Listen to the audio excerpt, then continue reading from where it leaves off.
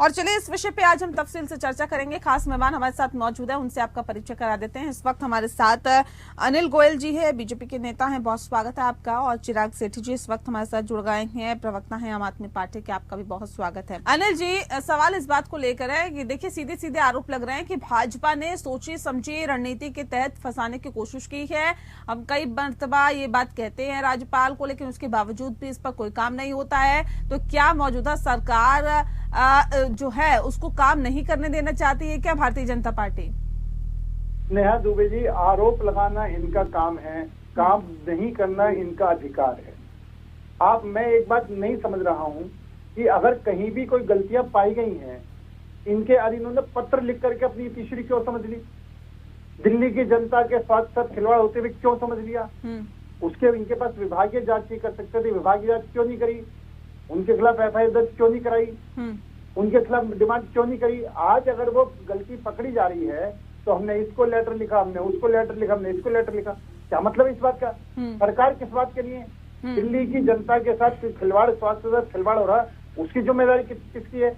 आज दिल्ली में प्रदूषण का हालत ये है कि पूरी दिल्ली खास रही है। पहले सिर्फ अकेले केजरीवाल खाते थे। प्रदूषण पे हम बाद में जाएंगे, पहले तो ये मामला जो घोटाले का है ये बड़ा मामला है और सवाल इस बात को लेकर है। देखिए अनिल जी जवाब दीजिए सर, क्या किया जाए इसके लिए? मौजूदा सरकार जो है वो कह रही है हमारे पास शक्तियां नहीं है, हम क्या कर सकते हैं? हम तो जी राज्यपाल को लेटर लिख सकते हैं, लिखा, लेकिन राज्यपाल इस पर एक्शन ही नहीं लेते।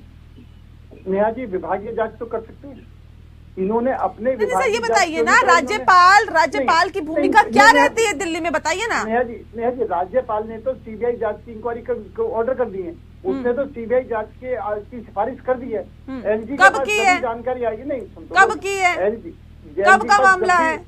नेहा जी, जब भी एलजी के बाद ध्यान में आई है, उन्होंने फौरन विजिलेंस सीबीआई जांच की सिफारिश कर दी है। लेकिन आप ये बताएं, डीडीयू जो हॉस्पिटल इनके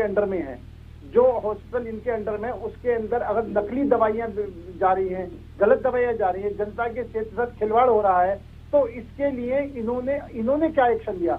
सिर्फ पत्र लिखने के अलावा इन्होंने नहीं, क्या एक्शन लेंगे? क्या एक्शन लेंगे सर? ट्रांसफर पोस्टिंग का कार्य आपके पास है, राज्यपाल के अधिकार क्षेत्र में आता है। दिल्ली की सरकार के पास कितनी शक्तियां हैं ये आपको पता है। सुप्रीम कोर्ट ने क्या कहा था ये आपको पता है। अध्यादेश लेकर आपने क्या कर दिया ये सब आपको पता है। चिराग जी कुछ कहना चाह रहे, जल्दी से अपनी बात रखिए, 10 सेकंड का वक्त।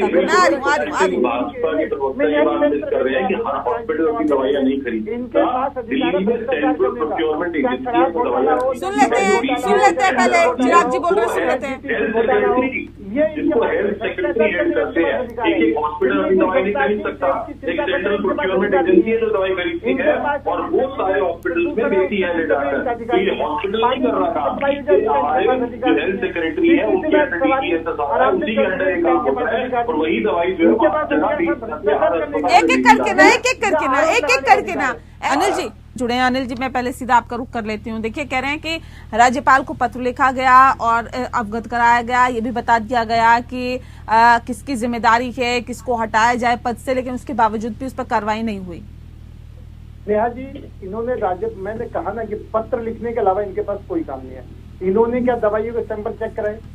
क्या उसके अंदर दवाई नकली पाई गई उसकी इन्होंने जानकारी सार्वजनिक करी? दूसरी बात क्या है कि मैं ये बात कहना चाहता हूँ कि इनके पास जो अधिकार है ना, वो सिर्फ घोटाला करने का अधिकार है। कभी शराब घोटाला करते हैं, कभी डीटीसी घोटाला करते हैं, कभी दवाई घोटाला करते हैं, कभी शिक्षा घोटाला करते हैं। इनके पास घोटाला करने का तो अधिकार है। दिल्ली की जनता की स्वास्थ्य ठीक रहे उसका इनकी कोई ड्यूटी नहीं है कि दिल्ली की जनता को कैसे ठीक रखा जाए, दिल्ली की जनता की कैसे सेवा करी जाए। आप विधानसभा में सीना तान कर कहते कि हम दिल्ली के मालिक हैं, और जब इन पर कोई भी बात आती है तो ये आरोप किसी के ऊपर बीजेपी के ऊपर डाल देते हैं। तो मैं ये बात कहना चाहता हूँ, चाहे इनके मोहल्ला क्लिनिक में अगर नकली दवाई जा रही है तो ये कौन रोकेगा?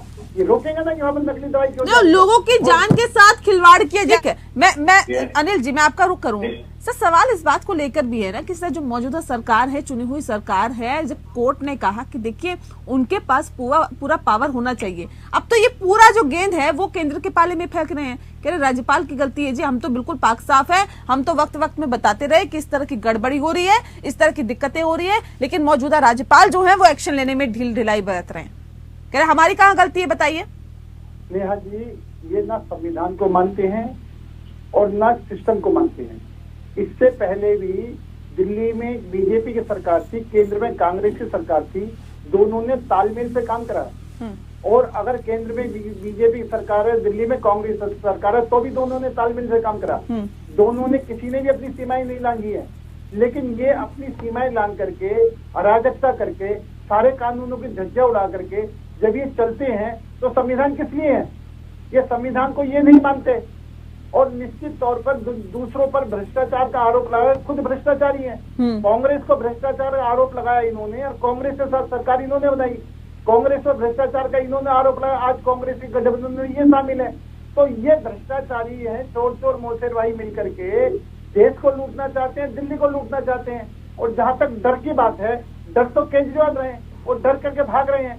आप ये देखें कि सत्येंद्र जैन भ्रष्टाचार के में बंद है मामले में, संजय सिंह भ्रष्टाचार के मामले में बंद है, मनीष सिसोदिया भ्रष्टाचार के मामले में बंद है, केजरीवाल जी ईडी के नोटिस पे जा नहीं रहे हैं।